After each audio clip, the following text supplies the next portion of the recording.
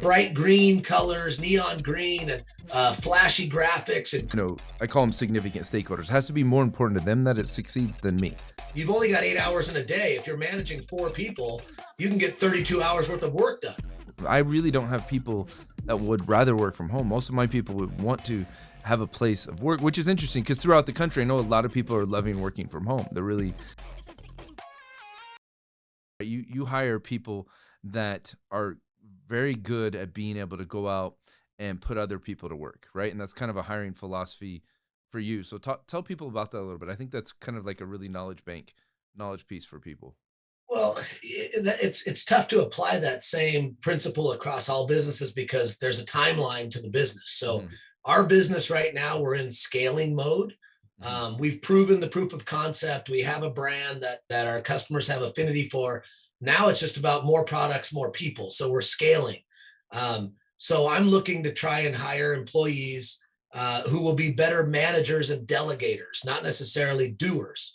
So I've got a graphic, and actually my son Cameron, who is a genius graphic design guy. I mean, he's so creative and artistic. He's the reason why we're having all the success with Rhino because our graphics. I mean, I'm wearing the shirt, the logo. It's not really impressive here, but if all of our packaging is kind of modeled after Apple, bit high perceived value when you receive the product, bright green colors, neon green, and flashy graphics and cool. There's a cool factor. People want to be cool, and they want their friends to think they're cool. They're the social status. I always use the shoes here. Like, why are you wearing a $50 pair of Vans when the same exact shoe from China or wherever is $15 for Airwalks? And Hmm. everybody says the same thing. Oh, my friends are going to laugh at me. So everybody cares about what other people think. So teaching the guys in here about learning how to delegate. You've only got 8 hours in a day. If you're managing 4 people, you can get 32 hours worth of work done as opposed to you producing 8 hours. So that is our strategy now in our scaling mode to find managers that can delegate. Yeah, I mean we're in scaling mode too, right? But we're a very different business, and how we're built and stuff. And so in scaling mode for me, like one of the things I really work towards with each of my people is like they have to own their portion of the business, right? Whether it's the podcast team or the YouTube team or the real estate guys, doing house flipping in Philadelphia or the real estate team in Tampa doing house flipping or my farm ranch managers in Idaho. They have to own it and it has to become their own, I call them significant stakeholders. It has to be more important to them that it succeeds than me, like their own individual Right. ownership over their piece. But I do agree with you.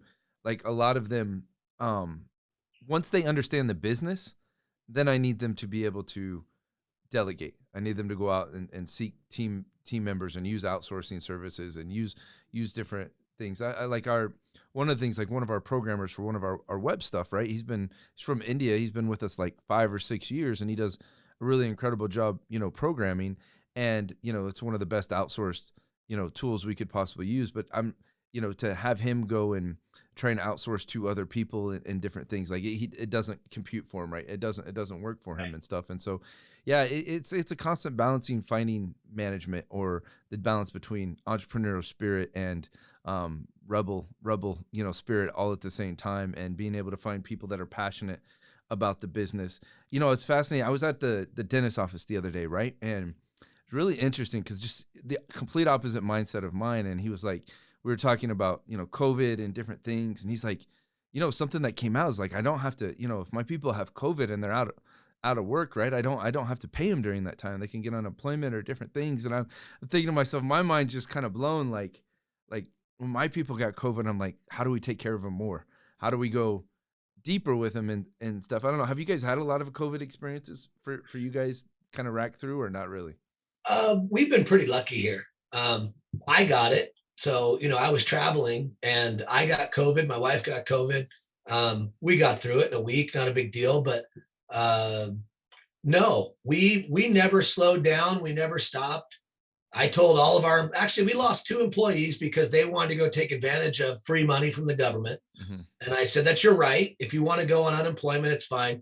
I still have a job for you here if you want to do the job. But if you go on unemployment, don't come back to me because you won't have a job. And so we lost 2 good employees who we're looking for an easier way to make money. So other than that, our people have worked nonstop through COVID. We've got a pretty big facility. We've got three flex buildings here in Marietta. Hmm. And so what we did was we have one primary office and the other offices are basically empty. We use the warehouse space primarily. So we allowed the warehouse guys to set up their office, move their computers to one of the other offices. So everybody was social distancing, Yeah. but still everybody was working.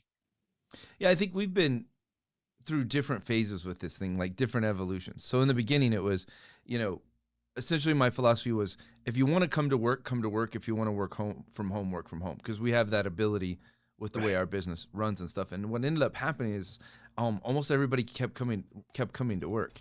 And I found that kind of fascinating. It's like I really don't have people that would rather work from home. Most of my people would want to have a place of work, which is interesting because throughout the country, I know a lot of people are loving working from home. They're really enjoying it and stuff. But I also think that's kind of our culture here.